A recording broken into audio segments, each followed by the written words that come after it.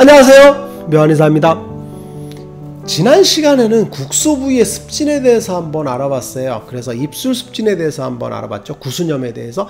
그런데 주된 내용이 뭐냐면, 정리해드리면 구순염이 발생을 하는데 이 구순염이 입술 자체에 문제가 있는 경우는 굉장히 적다라 그랬죠. 그래서 구순염 자체는 아토피 피부염일 가능성이 굉장히 높고, 아니면 화폐상 습진, 아니면 지루성 피부염, 이렇게 큰 범주에 속하는 피부 질환의 하나의 증상일 가능성이 높다라 그랬죠. 그래서 구순염만 심하지만 구순염을 바라볼 게 아니라 다른 질환이 있는지, 어렸을 때 아토피가 있었는지, 혹은 지루성 피부염이 있었는지, 혹은 화폐상 습진이 있는지를 먼저 찾아보고 그 질환에 속하는 병의 증상이라는 걸 한번 파악하는 게 가장 중요하다 그랬죠. 그래서 증상 자체를 알아야만이 병을 치료할 수 있다고 했잖아요. 그러면 이 국소 부위의 습진에 대해서 다시 한번 다뤄볼 거예요.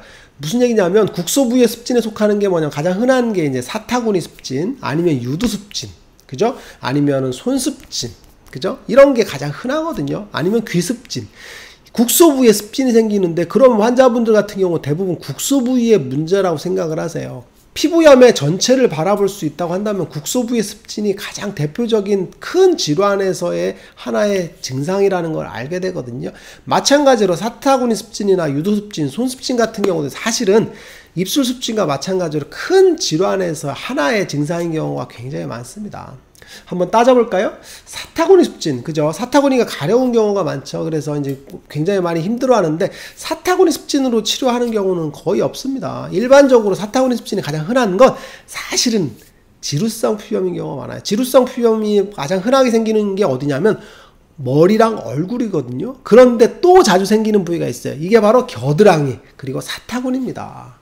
그래서 겨드랑이에 습진이 생겼는 경우, 그리고 사타구니에 습진이 있는 경우에는 지루성 피부염이 있는지를 따져봐야 돼. 그래서 머리가 가려운지, 머리가 진물이 나는지, 머리에서 냄새가 심한지, 얼굴이 붉어지는지를 따져보고 그게 있어. 그러면 지루성 피부염 증상 중에서 사타구니 습진이 생긴다라고 보시면 될 것 같아요.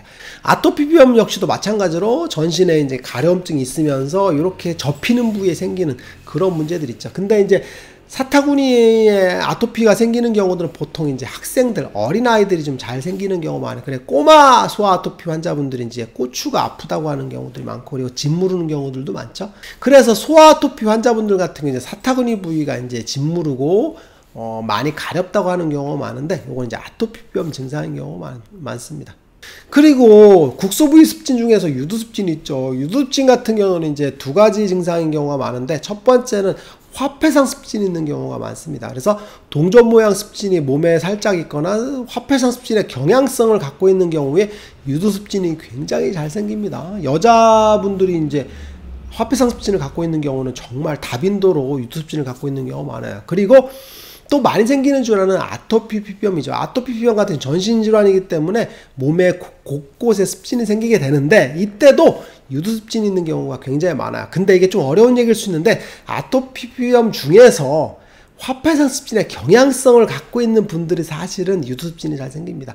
아토피도 다 똑같은 아토피가 아니거든요. 아토피 피부염 중에서 수포가 생기면서 삼출물이 생기는 그런 아토피 피부염이 있어요. 이 형태에서 유두 습진이 굉장히 잘 생기는 그런 형태가 되겠죠. 이런 경우에도 구순염이 잘 생기는 그런 형태일 수 있어요.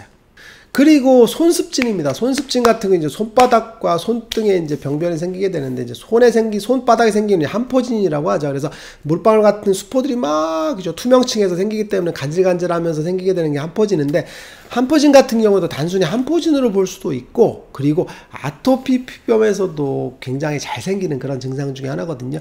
특히나 아토피 피부염에서 리바운드가 생겼을 때 손으로 생기는 경우가 굉장히 많아요. 예전에 이제 아토피에 대해서 제가 이야기를 할 때, 아토피 피부염이 겨울철에 이제 심해지는 부위가 이제 손이라고 했죠. 그죠? 손발, 추위에 노출되는 부위. 그래서 재생이 잘 안 되는 경우가 많은데, 아토피 피부염이 이제 악화될 때 손등으로 혹은 손바닥으로 악화되는 경우가 많아요. 그래서 손습진이 잘 생기게 되는데, 이때도 마찬가지로 아토피 피부염의 증상 중에 하나인 경우가 굉장히 많습니다. 그래서 몸에 아토피가 쭉 났는데 손만 늦게 났는 경우들이 많아요. 겨울철에. 왜 그러냐면 혈액순환이 잘 안 되면서 재생이 잘 안 된다 그랬죠. 아토피 피부염 같은 경우는 이제 피부 재생 자체가 굉장히 문제가 되는데, 특히나 겨울철에 손발 같은 경우가 잘 안 되기 때문에 아이들 같은 경우 이제 발가락이 잘 안 낫는 경우들이 있어요. 그리고 성인들 같은 경우 손등이 일하면서 이제 추위에 노출되니까 이런 경우들이 있는데, 이것도 마찬가지로 손의 습진으로 보고 막 치료하면 안 되는 경우가 많아요. 가장 흔한 게 아토피 피부염이다라고 보시면 돼요. 그리고 화폐상 습진 같은 경우에도 손에 습진이 잘 생기는데 동글동글하게 이제 그죠? 진물이 흐르는 그런 경우들이 굉장히 많죠. 그리고 지루성 피부염도 간혹 있게 되는데 흔한 경우는 아닙니다.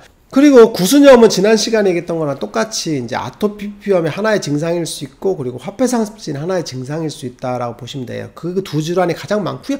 지루성 피부염에도 아주 간혹 구순염이 생기게 되는데 증상 자체가 굉장히 심한 경우는 별로 없어요. 그래서 입술이 건조하면서 갈라지는 유형들이 제일 많고, 박탈성 구순염 같이 심해지는 유형들은 대체적으로 화폐상 습진이나 아토피 피부염인 경우가 굉장히 많다라고 보시면 될 것 같아요.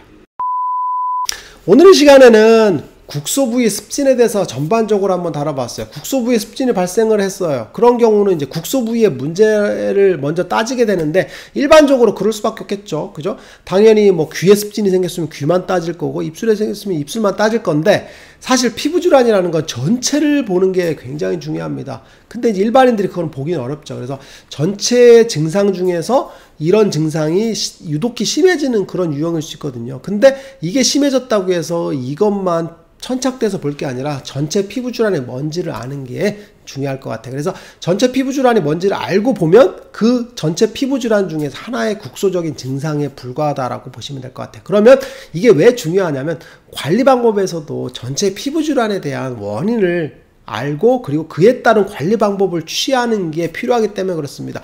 귀에 습진이 생겼어요. 그런 경우에 귀에 뭐 무슨 어떠한 관리를 하겠어요? 즉 귀에 습진이 가장 흔하게 생기는 경우는 이제 지루성 피부염이거든요. 지루성 피부염 같은 귀 뒤에 습진이 많이 생겨서 귀가 막 찢어질 정도로 많이 생기는 경우가 많아요.